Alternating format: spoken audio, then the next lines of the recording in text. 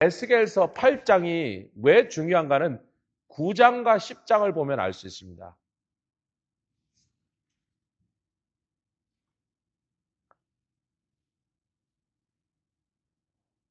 지금 보지 마시고 제가 설명하는 걸 들으세요.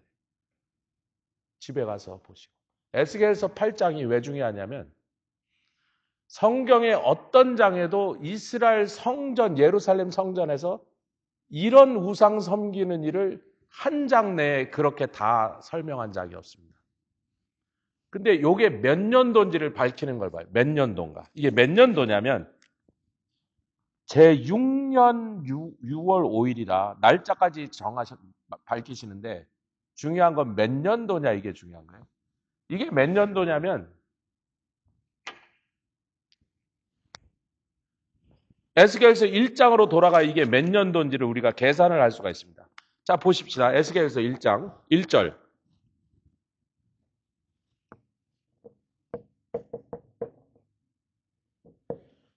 1장 1절 시작. 제30년 4월 5일에 내가 그발강가 사로잡힌 같이 읽읍시다. 시작. 제30년 4월 5일에 내가 그발강가 사로잡힌 자 중에 있더니 하늘에 열리며 하나님의 이상을 내게 보이시니 이게 몇 년도냐면 많은 학자들이 조금씩 다른 주장하는 사람들 대부분의 학자들이 동의하는 게 에스겔이 30세 되던 해다는 거예요. 자기 나이를 밝힌 거예요.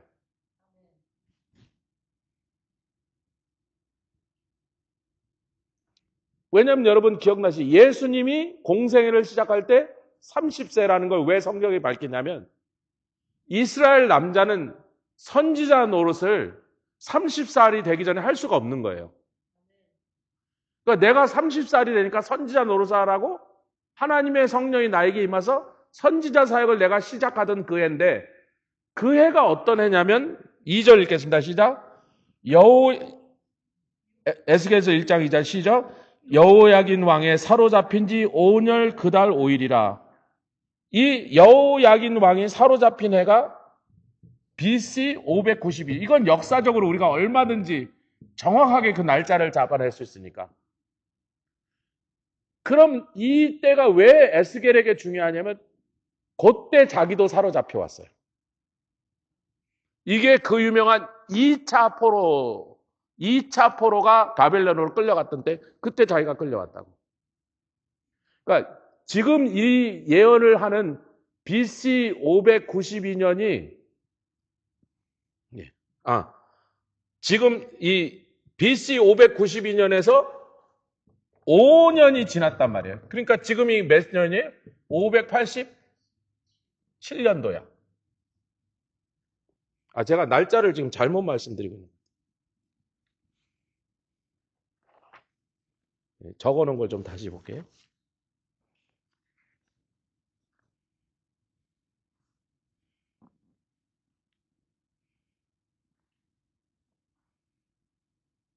네, 맞네. 592년. 이게 592년이 지금이. 지금이 592년인데 이게 사로잡힌 지 5년이 지나니까 597년에 사로잡혀 온 거예요. 그리고 그때 에스겔의 나이가 30살이라고 밝힙니다. 그럼 이게 왜 중요하냐면요. 여러분 에스겔서에 연도와 날짜를 사건마다 밝히지 않고 연도와 날짜를 우리가 알아야 될 때만 그 얘기를 밝힌데 그게 8장 1절 5절 거예요. 5년째가 아니고 이번엔 6년째라 그랬습니다. 그러면 591년도야.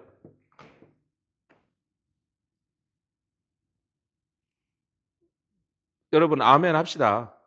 1년 지났으니까 5년에서 6년째니까 591년이라고.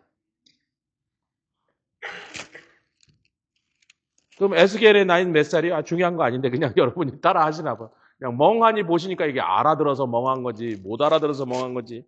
예. 에스겔은 몇 살 때? 31살이지. 1년 지났으니까요. 확실히 합시다. 예. 근데 또 얘기가 나와요. 연도가 나온단 말이에요. 연도. 지금이 몇 년도다. 20장에 가니까 그 다음 해의 사건이 나옵니다. 에스겔서 20장 1절. 그러니까 이 사건이 일어나는 거를 굳이 연도를 밝히시는 이유를 우리가 알아야 된단 말이에요. 에스겔 20장 1절 시작. 제7년 5월 10일에 이스라엘 장로 두어 사람이 여호와께 물으려고 와서 내 앞에 앉으니. 자, 그러니까 590년이죠. 포로로 잡혀온 지 7년째. 이때 에스겔의 나이는 뭐 중요하지 않습니다. 32살. 자, 뒤로 더 가보겠습니다. 이게 어디까지 가느냐가 중요한 게요. 24장 1절. 24장 1절 시작. 제9년 10월 11일에 9년이니까 2년이 지났습니다. 아멘? 588년. 그럼 포로로 잡혀온 지 9년째야.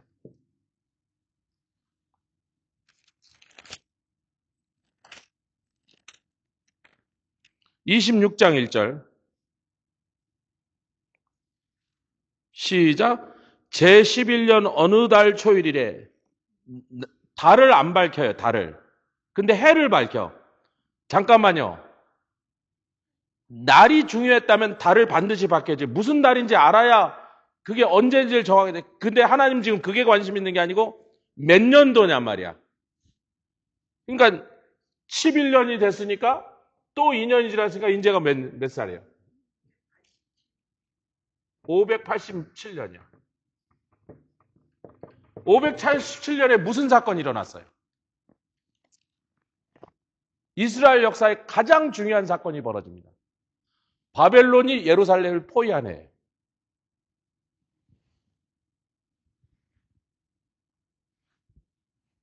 11년째.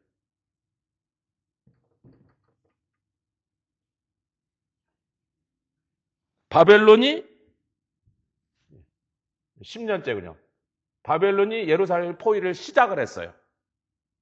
그 포위가 1년을 넘게 가서 결국은 1년 한 몇 개월 만에 580년에 함락이 됩니다.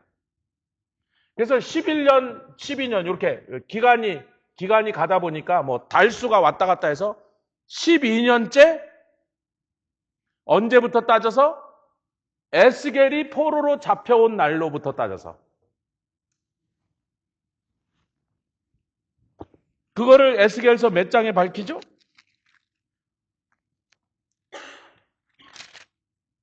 33장으로 제가 기억하는데 33장, 예, 33장 21절, 22절.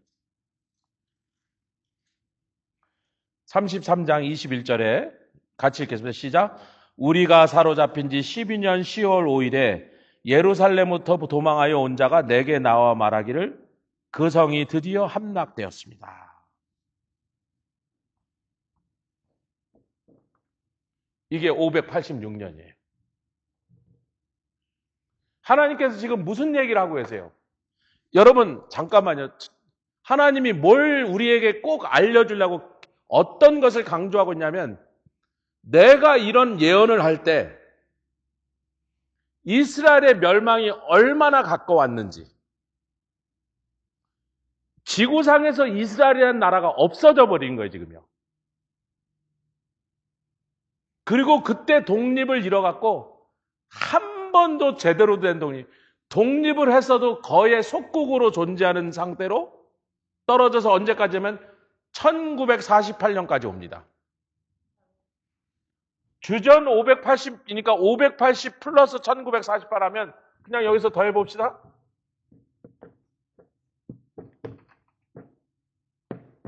2534년 동안 이스라엘은 한 번도 당당한 독립국가로 살지 못합니다. 한 나라한테 2500년 동안 이제 남의 나라에 포로로 갔든지 속국으로 했든지 아니면 이 나라 저 나라 흩어져서 도망 다니든지 유리하고 핍박받고 학대받는다는 건요. 전 세계 역사에 그러고도 살아남은 민족이 하나도 없습니다. 보통 200년 지나면 그 민족 자체가 없어져 버려요.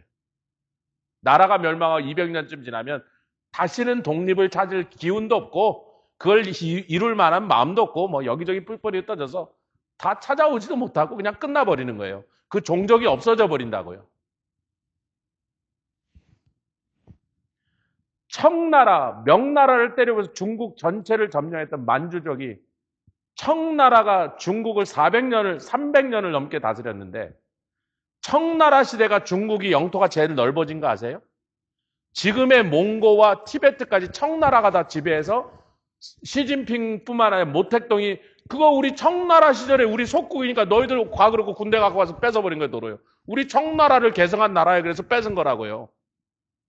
그렇게 강대했던 나라가 1920 몇 년도에 멸망하고 그리고 지금 100년 조금 지났잖아요. 만주족, 자기네 원래 고유의 언어를 할 수 있는 사람이 100명쯤 살아남아야 되죠. 그 나라 말을 가르칠 수 있는 교사가 2명쯤 살아남아야 돼요. 그래서 길을 쓰고 우리 만주족의 언어를 배우라고 이놈들아 그러고 학교에서 막 교과 과목에도 없네. 중국 과목이 아니잖아요. 그게요. 만주족 언어가 중국이 가르치는 교과 과목이 아닌데도 만주족 선생이 만주족 애들한테 우리 만주족 언어를 배우라고 죽도록 가르치는데 그걸 가르칠 수 있는 교사가 지금 2명 남았다는 거예요. 그 말을 플루인하게 한 사람 100명 남았어요. 나라 망한 지 100년밖에 안 되는데. 그럼 이스라엘 역사에서 이 586년이 얼마나 끔찍하고 정말 재앙의 날이었나. 이후로 2534년 동안 나라가 없었단 말이에요. 제대로 된. 그런데 여러분 보세요. 이 일이 일어나기 직전에 드디어 오늘 읽었던 에스겔서 8장에 4가지 하나님이 분노하신 이유를 밝히시고 9장에 뭐라 하냐면 살육하는 기계를 잡은 사람을 보냅니다. 그 성읍 중에 어느 성읍이에요? 예루살렘입니다. 예루살렘 뭐가 있어요? 성전이 있죠. 왕궁이 있죠. 아멘. 그 나라의 수도고 왕궁이 있고 성전이 있는데 예루살렘 성 안에 다니면서 이 살육하는 기계를 가진 사람들이 하나님의 천사들입니다. 마치 아수르 군대 18만 5천 명 하룻밤에 죽인 것처럼 홍해를 건넌 6월절에 바로의 애굽의 모든 장자 짐승까지 장자를 다 죽여버린 천사를 보낸 것처럼 마치 그런 재앙으로 예루살렘 성읍을 다니면서 만나는 모든 사람을 다 쳐 죽여라.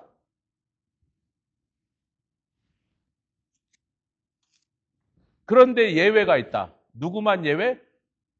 이곳에서 벌어지는 가증한 일을 보면서 탄식하고 우는 자. 그럼 이곳에서 벌어진 가증한 일이 뭔데? 지금 8장에 막 얘기했잖아요. 8장에 우리가 그 가증한 일이 뭔지를 막 읽었잖아요. 우리 설교 시작할 때 그걸 읽었잖아요. 그럼 그게 뭐인가 보다 한 가지도 안 빼놓고 무슨 뭐 사기치고 간음하고 뭐 살인하고 그런 얘기가 아니고 8장 1절부터 18절까지 전부가 우상숭배하는 얘기였어. 그걸 보며 탄식하고 우는 사람만 살려놔라. 그들은 우상숭배에 동참하지 않은 자니 살려놔라. 그러면 그 살려놓으라고 표시받은 사람 빼놓고는 우상숭배한 자는 적극적으로 했던 소극적으로 했던 아멘. 앞장서서 했던 그냥 뭣도 모르고 따라했던 다쳐 죽으라.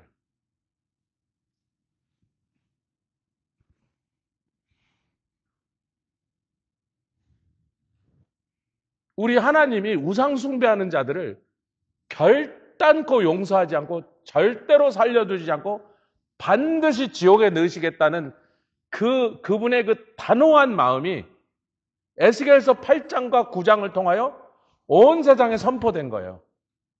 아무리 내가 사랑하던 자냐, 아브라함의 자손이라도 아무리 내가 그렇게 보호해주고 복주던 백성들이라고 언약의 자손이라도 우상 숭배하는 자들과는 하나님이 결단코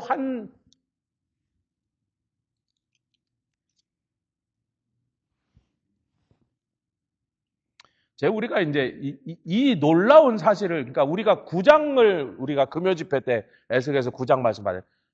하나님의 표를 받은 사람 하나님이 어떠한 재앙 가운데서 살려주신다. 여러분, 이 사건은 조금 있으면 올 종말의 사건에 범세계적으로 온 세상에서 일어날 무서운 살육의 징조를 지금 한번 먼저 조그만 예루살렘이라는 조그만 도시에서 먼저 보여주신 거예요. 아멘.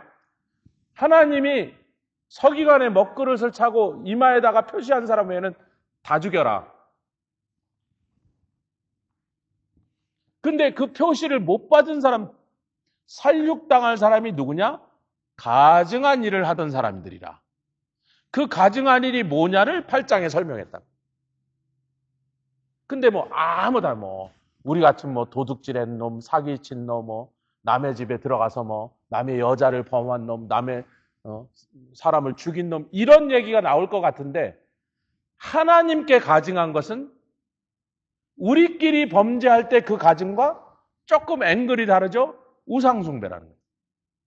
근데 그 우상숭배를 4가지를 보여줘요. 에스겔에게 담을 헐라 그러니까, 담이 뭐예요? 여기가 지금 성전 아닙니다, 여러분. 이 건물이 성전 아닌데 거기 원래 없던 담을 어떤 사람이 쌓은 거예요. 성전이 이렇게 멋있게 서 있는데, 그리고 여기 담장이 이렇게 있었잖아요. 근데 여기다 누가 없던 담을 여기다 쌓았어요, 이렇게. 이게 뭐지? 하나님 헐어버려. 그랬더니 그놈들이 그 담장 뒤에서 하는데 보니까 첫 번째 본 사람들이 투기하는 우상 앞에 섰는데, 그 투기하는 우상은 많은 사람들이 학자들이 이 우상 저 우상, 그 투기하는 것은 어떤 특별한 우상을 가리키는 거 아니고 하나님이 막 분노가 치밀어오도록 만드는 가정한데 주로 아세라상이었을 거라고 사람들이 얘기하는 거예요. 아세라상. 근데 그거는 성경이 그냥 투기하는 우상이라고만 밝혔어요. 원문에 그냥 투기하는, 하나님을 투기하게 만드는 거. 하나님을 분통 터지게 만드는 그 우상. 그 우상이 뭔지는 이스라엘 자손이 너무나 잘 알았기 때문에 굳이 그놈의 이름을, 성명을 김개똥이라고 안 밝혔어도, 아니 그렇잖아요. 정확하게 하려면 바알상, 아세라상 이렇게 딱 집어서 얘기를 하셔야 되는데, 그렇게 안 하셨어도 이 글을 읽는 모든 유대인들이 그 투기한 우상이 뭔지 알았다. 그 말은 웬만한 동네에 다 있었다. 근데 웬만한 동네에 다 있었던 거는 솔로몬 때부터 시작됐는데, 그 후로 이스라엘 역대 왕의 곳곳에 아세라상이 세워졌고 바알상이 세워졌고 몰록의 제사가 드려졌는데, 드디어 그놈이 어디까지 들어왔다? 그러니까 하나님이 그 성전 때려 부숴라예요. 저쪽 동네에 세워지고 저쪽 도시에 세워진 거 지금 300년 넘게 계속되네요. 여러분, 솔로몬이 약 900 몇십 년대 사람입니다. 900 몇십 년대부터 지금 592년까지 587년까지니까 약 한 370, 80년 전에 세워진 거예요. 그때 있었어요, 거기도. 그런데 드디어 성전에까지 들어와서 하는데, 첫 번째는 질투하는 신. 그 앞에 이스라엘의 장로 70명이 섰습니다. 제가 퀴즈를 낼게요. 성경 퀴즈입니다. 이스라엘은 장로가 몇 명이 있었죠? 성경에 여러 번 그 숫자를 밝히는데, 이스라엘 장로가 12명 했어요? 지금 70명이 서 있다니까? 몇 명이 서 있어요? 이스라엘의 장로가 몇 명? 우리 교회는 한 분, 이장로님까지 쳐도 2분밖에 안 계시는데, 이스라엘은 전체 나라에 몇 명 있었냐? 12지파당 6명씩 72명입니다. 72명 중에 이 우상숭배에 가담하지 않은 사람 지금 몇 명 남았어요? 나라 망한 거죠. 국회의원 300년 중에 250명이 종중파면 나라 망한 거죠. 그럼 나라 망한 거죠. 장로가 72명인데 70명이 와서 그 짓을 하고 있어. 그 다음에 에스겔 8장의 두 번째는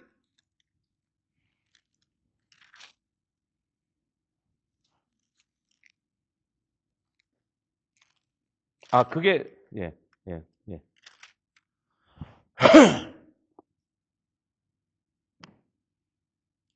첫 번째 죄송합니다. 제가 질투하는 신이 먼저고, 투기하는 신, 하나님을 투기하게 하는 그 제단이 먼저 있었는데, 그 다음에 담을 헐고 보니까 거기에는 70 장로들이 각양 곤충과 가증한 짐승과 이스라엘 족속의 모든 우상을 형상으로 그려놨다라는 거예요. 예, 다시 저를 좀 보십시오.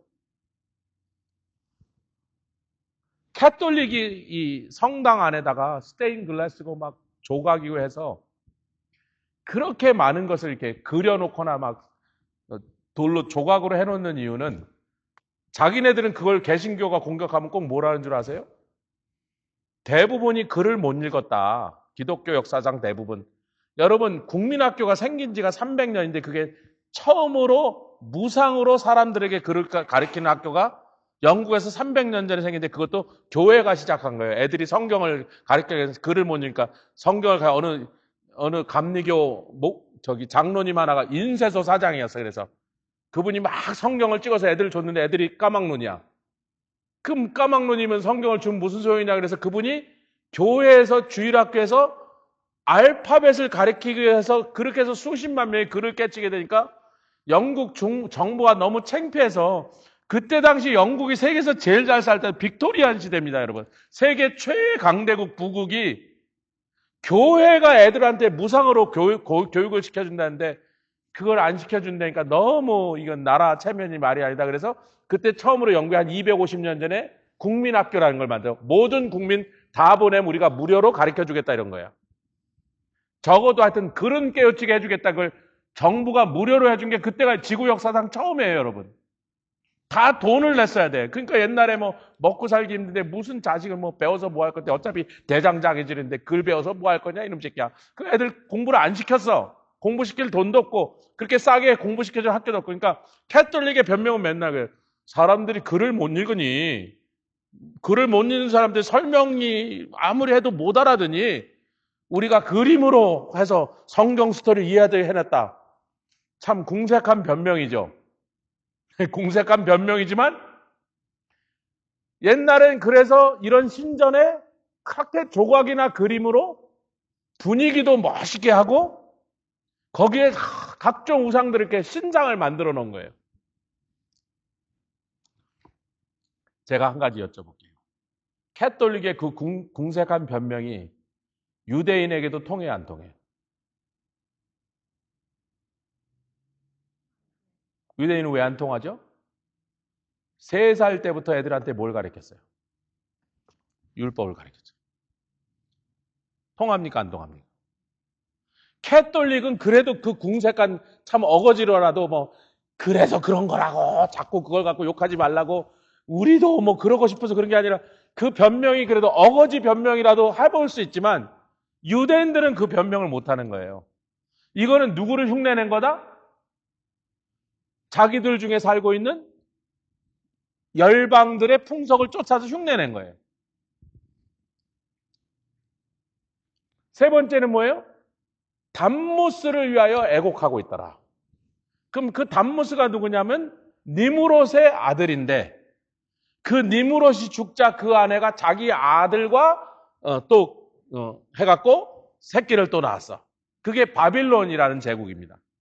그리고 그것들을 하늘의 황후라 그래서 그 세미네롯을 하늘의 황후로 섬겨서 원래는 니무롯의 아내였는데 지 아들 담무스랑 또 해갖고 그 더러운 짓을 하늘 황후라 그래서 섬기는 근데 그 담무스가 죽은 걸 놓고 애곡하는 누가? 유대인들이.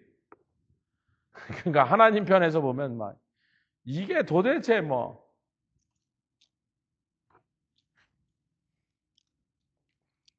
제가 다시 이 총정리를 할 때 우리가 이 큰 픽처를 이해하셔야 됩니다. 제가 신상, 우상, 뭐 잡상 이런 얘기를 하는 걸 너무 싫어하는 이유는 우리가 그걸 공부해도 아무 유익이 없는데 뭐 신앙생활에 도움되는 게 아무것도 없는데 그래서 자꾸 안 했는데 이번에 이 신상을 금송아지를 우상들을 우리가 그것들을 연구하는 것은 왜 하나님의 백성들이 하나님의 자식들이 그분이 주시는 음식을 먹고 그분이 주시는 축복을 받고 그분의 사랑과 보호하심으로 온 세상을 정복하고 떵떵거리게 살게 만들었던 그 하나님의 백성들이 왜 이 짓을 하는가? 근데 요즘 대한민국이나 미국의 교회들에 앉아있는 소위 자기를 기독교인이라 말하는 사람들 보면 아니 왜 예수를 믿고 구원받았다는 사람이 저렇게 하지? 왜 저 짓을 하지? 아니 저 목사님은 예수님 만나서 구원받은 사람이 왜 저딴 설교를 하지? 우리가 지금 에스겔서를 공부하다 여기 온 게 아니라 이사야서를 따라오다 여기 왔습니다. 아멘.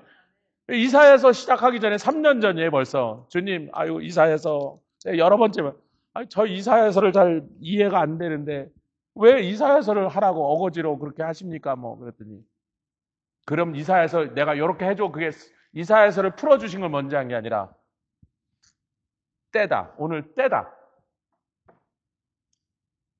하나님이 어디까지 참으셨어요? 솔로몬 때부터 350년을 참으셨습니다.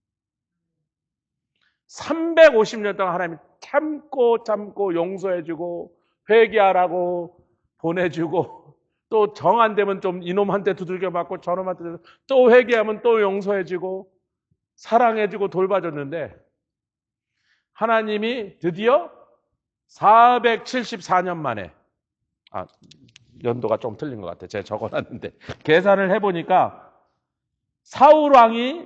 사울왕으로 인하여 이스라엘이 왕국으로 세워진 게 BC 1047년인데 586년에 드디어 멸망한 요때까지 그 이스라엘 왕국이 439년 만에 멸망했습니다.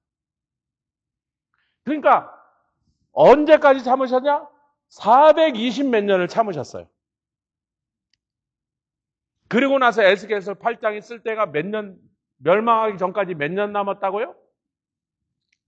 에스겔서 8장 할 때 6년째라 그랬잖아요. 밝혔잖아요. 멸망하기까지 몇 년 돼서 딱 5년 남았습니다. 여기 그래서 제가 적어놓은 거예요. 예루살렘 멸망 5년 전. 그러니까 434년 동안 439년이니까 434년을 참으셨어. 여러분 434년 참으신 하나님이 뭐 1000년이 하루 같고 하루가 1000년 같은데 뭐 10년인들 20년인들 못 더 참아요? 100년 못 참아요? 430년 참은데 100년 더 못 참아요? 뭐 차이가 있겠어요? 주님께? 100년이 뭐 차이가 있겠어요? 그러니까 이건 시간이 많이 흘러서가 아니고 내가 참다 이제 인내심의 한계가 왔다가 아니고 내가 다른 건 다 참아줘도 나에게 와서 예배드리고 나에게 와서 제물을 통해서 용서받고 구원받게 하는 그 거룩한 성전 왜 하나님이 계시니까 거룩한 성전. 내가 너희들과 함께 한번 살아보려고 너희들의 죄를 견뎌보려고 너희들의 반역을 참고 용서해 주려고 430년을 참았는데 이제는 너희가 더 이상 내가 참을 수 없는 짓까지 벌렸으니 그 얘기를 지금 선지자한테 하고 있는 거예요. 여러분 에스겔이 나쁜 짓 해서 지금 포로로 끌려온 게 아니잖아요. 그냥 집에 있는데 어느 날 바벨론 군대가 들어서 자식아 가자 그래서 막 두들겨 맞고 묶여갖고 이렇게 돼서 굴비처럼 엮여서 끌려갔어. 에스겔이 무슨 잘못했어요? 자기는 지금 날벼락을 맞은 거야. 그 포로 생활 6년째 하고 있었어. 서름을 받으면서 구박을 받으면서 남의 나라 사느라고 생고생을 하면서 언어도 새로 배워야 돼. 뭐 제도도 몰라. 나가면 바벨론 사람들이 아무 놈이나 걷어차면 맞아야 돼. 그 서러운 일을 겪고 있는데 하나님 그런 거야. 내가 완전히 멸망시킬 거야. 그런데 네가 한번 봐라. 네가 내 입장이라면 네가 내 심정이라면 이 짓을 보고도 멸망시키지 않을 수 있겠어? 내가 더 참아야 될 이유가 있겠어? 얘기해봐 그런 거예요.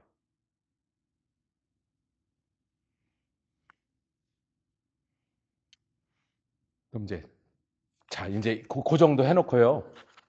지난주에 나눠드린 산당 있는 대로 이제 좀 건너뛰어서 그쪽으로 갈 건데 제가 산당과 우상숭배를 뭔지만 우리가 딱 이해하면 됩니다.